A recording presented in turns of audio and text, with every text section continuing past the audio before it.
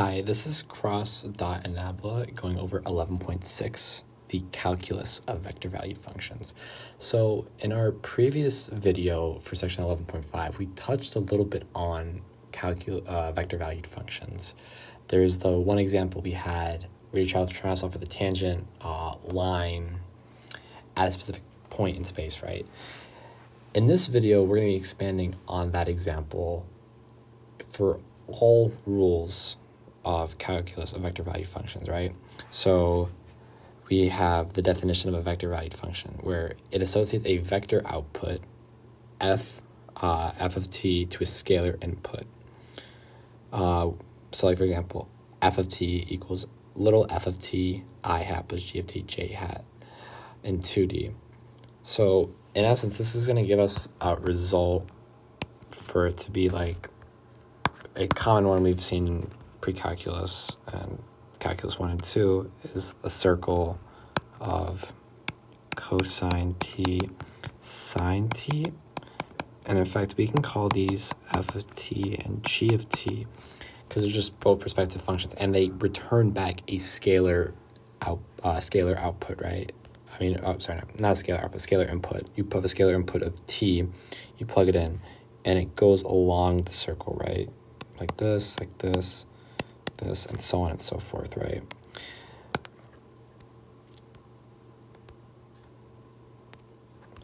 And we have rules of continuity and differentiability like we did in Calculus 1 for standard functions, right? So this right here, Theorem A, is kind of straightforward. The continuity definition we've seen from the Calculus 1, and the derivative is what we've seen in the last video, actually, and also in Calculus 1, where it just would be like f of x plus h minus f of x all over h. The limit as h approaches 0 for f prime of x. It's the exact same concept, just applied to vector valued functions. And here are some differentiation formulas. This is the exact same as it was in Calculus 1. We had to learn chain rule, quotient rule, product rule, and so on and so forth, right? So that's pretty much it. And then the integration formulas. The one thing I will add on for this is that if we have some big F of t, we can break it up into f t I hat plus g of t j hat.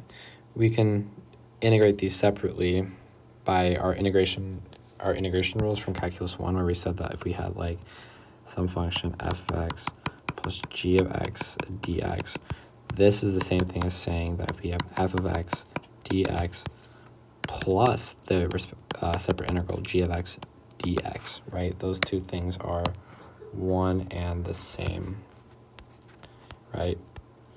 And we're going to go to limits for example 1.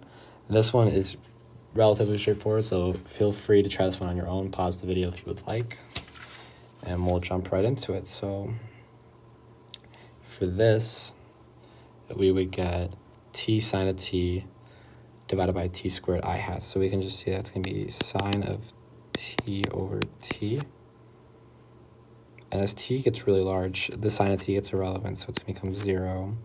Then we have negative 7t cubed over t cubed, because the negative 3t is going to be irrelevant in the grand scheme of things.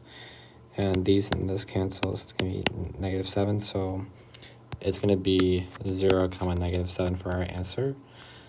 And for this one, example 2, this is just an application of the chain rule for this. I will say though that for the I hat component, it is kind of nasty. So feel free to pause the video if you want to try this one on your own. And for this, we're just going to apply our standard stuff. So we know e to the x is the same thing as its own. The derivative is the same thing as its base function. And you have minus x, you have minus 2x e to the negative x squared I hat minus 2 sine 2x j hat. And then f double prime, let me put the arrows, that's what defines it to be a vector valued function, equals e to the x minus 2 e e to the negative x squared minus 2x times negative 2x e to the negative x squared I hat minus 4 cosine 2x j hat. And we can clean this up by having it be minus 2, actually plus 2, negative 1, plus 4x squared e to the negative x squared right there. I hat minus 4 cosine 2x j hat.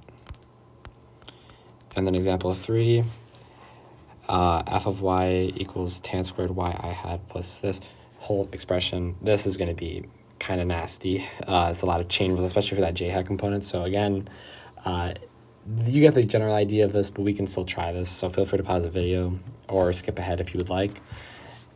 So for this just, we have to say that this is going to be tan squared. So we know that to be 2 tan y secant squared y I hat for f prime of y. And then this is going to be the nasty, this is going to be the nasty one. So it's going to be sine on the outside. It's going to be plus 2 sine this whole expression. And then we're going to have to do the derivative of cosine. So the derivative of sine is going to be cosine.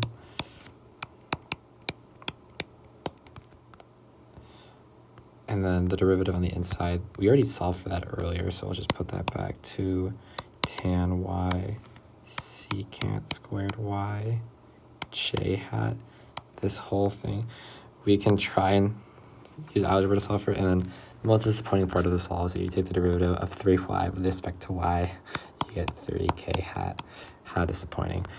Let's see what we can try and clean up here. I think we can do a nice trig identity would be sine of 2x cosine x equals sine 2x right here with this whole component. So let's do that. Makes my life a lot easier to look at this. And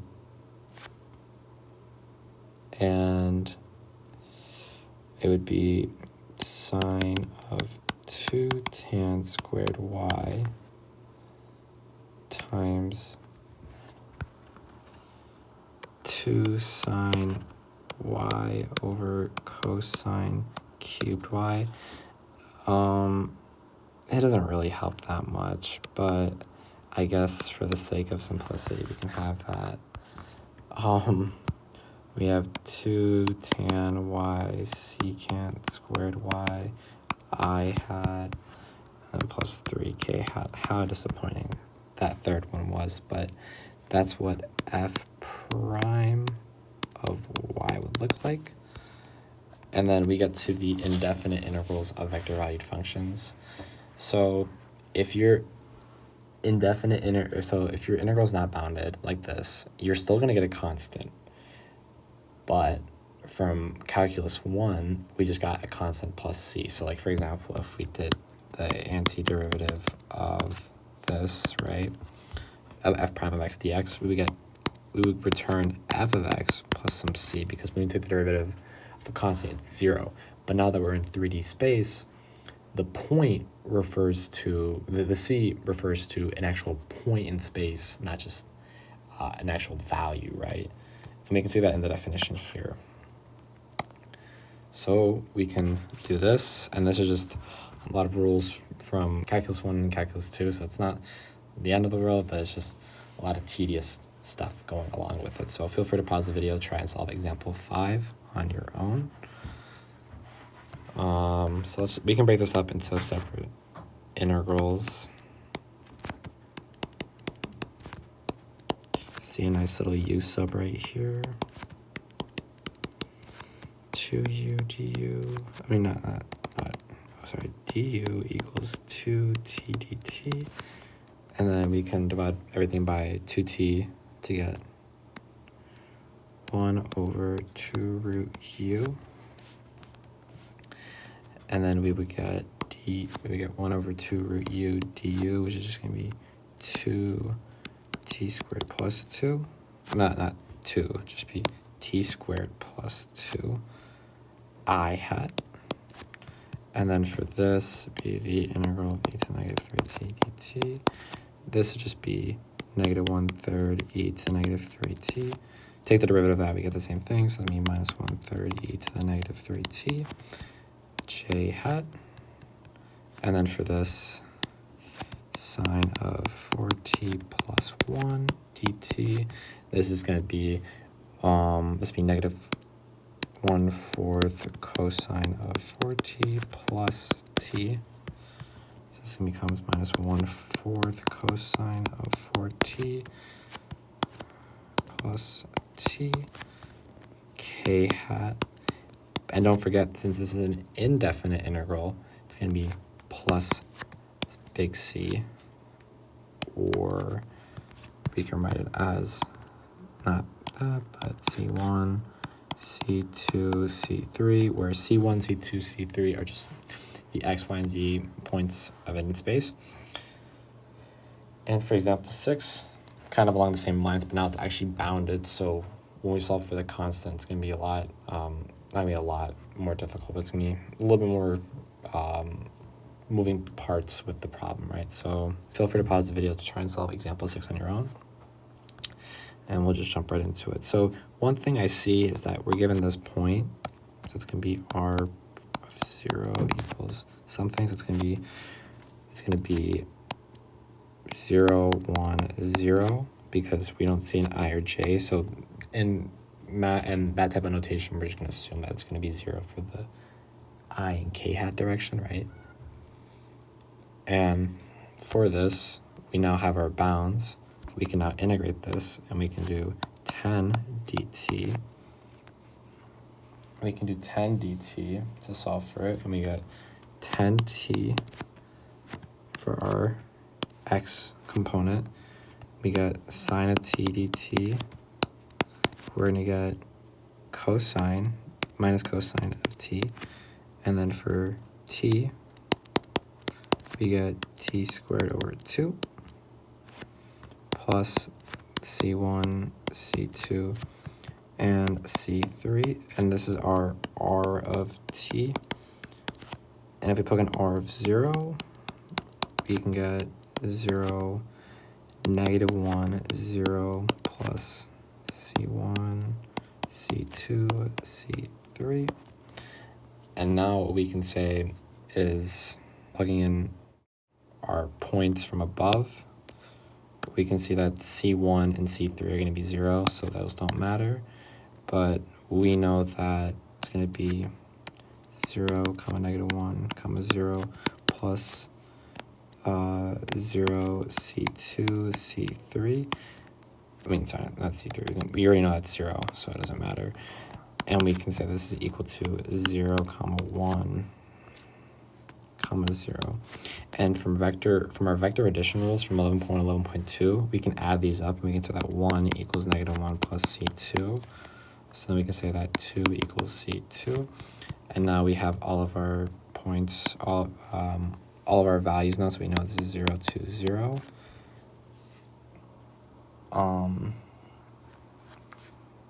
Actually, this is supposed to be, they're all supposed to be parentheses. And then we now have everything to solve for this now, so it's going to be r of t equals, it's going to be r of t equals 10t, comma 2 minus cosine t, comma t squared over 2, like that. And with this, I should have mentioned that these are all points. These are points in space, like I mentioned earlier. I forgot to reintroduce that into this example right here. And yeah, and then going for definite integrals, it's the same thing. You can split them up into the x, y, and the z components respectively. And so we can just go right into this. This is example 7.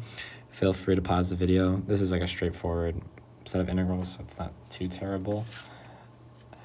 And yeah, so we're going to integrate dt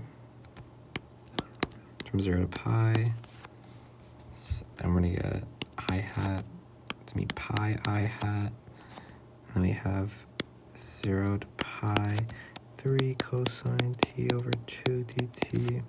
This is going to become -6. So, no, not -6. It means just becomes 6 sine of t over, not t squared, t over 2 from 0 to pi. Pi over 2 is 1. So it's going to be 6 minus 0 is 0. So it's going to be 6 j hat. And then the minus 4 dt, no, minus 4 t dt k hat from 0 to pi becomes t squared over 2, 0 to pi. Pi squared over 2 times -4 becomes -2 pi squared k hat. And now we have our resultant answer. A lot of this is just like review from Calculus 1 and Calculus 2. It's a nice brush up section to go over as well. And now that we're going on to page 5, we have the stuff from physics that kind of relates this all back together, right? So we have parametrized curves that can describe motion, velocity, and acceleration. So given our rules from earlier, we can say that the derivative of the position function yields us our velocity function. The derivative of that gives us our acceleration function. So that's kind of a straightforward thing from physics applied with calculus. And we have example 4. The examples are kind of mixed up because when making these packets, we took them from textbooks and made our own examples as well. So example 4, given r of t equals 4 sine of t I hat plus 8 cosine t j hat, find v of t and a of t. Okay, pause the video. But to be warned, this is just like straightforward differentiation. So v of t equals r prime of t. So this is just going to become 4 cosine t I hat minus 8 sine of t j hat. And then a of t equals v prime of t equals r double prime of t equals -4 sine of t minus 8 cosine of t j hat. And we want to find the speed when t equals pi over 4 for this. So the speed is the magnitude of the velocity. So let's get our velocity function down. It's going to be 4 cosine of t I hat minus 8 sine of t j hat. It's going to be v of pi over 4 equals 4 root 2 over 2 minus 8 root 2 over 2. It's going to be 2 root 2 I hat minus 4 root 2 j hat. And then we want to sketch a portion of the graph of r of t containing the position p of the particle at t equals pi over 4. Okay, so for this one, what we can do is just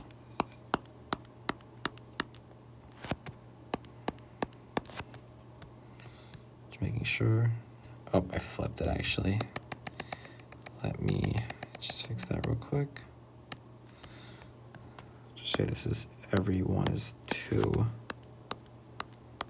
So at 0, we start off at t equals 0, we start off at where? So it's going to be 4 sine of 0. So we start at 0 up here.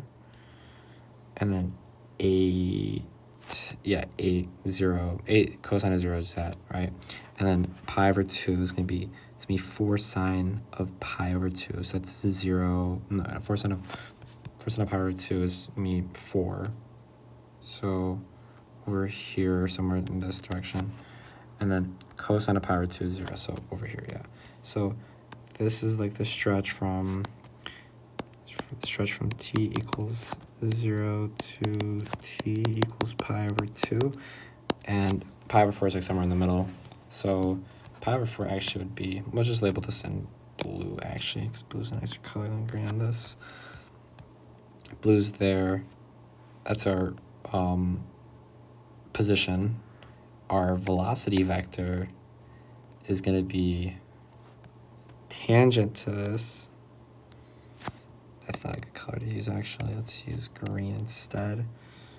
Our velocity vector is going to be tangent to the curve at that point.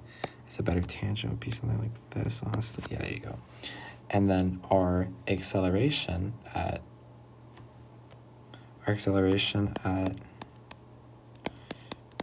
pi over 4 is going to do something pretty interesting. Let me use orange for that, actually. So when we solve for a of pi over 4, we're going to get something, we're going to get negative 2 root 2 I hat minus 4 root 2 j hat. What that's actually going to do is it's actually going to point centripetally, it's going to point into the center of the ellipse, right?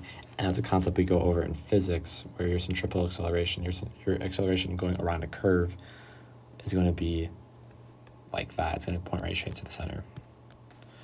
And then example 5, this is our last one.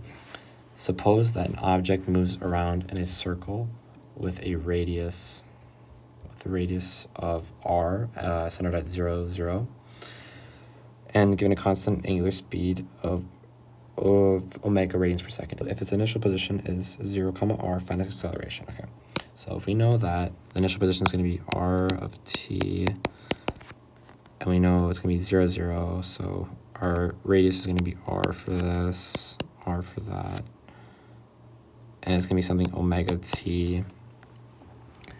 It's going to be, what would it be? So the initial position, so it's going to have to be something 0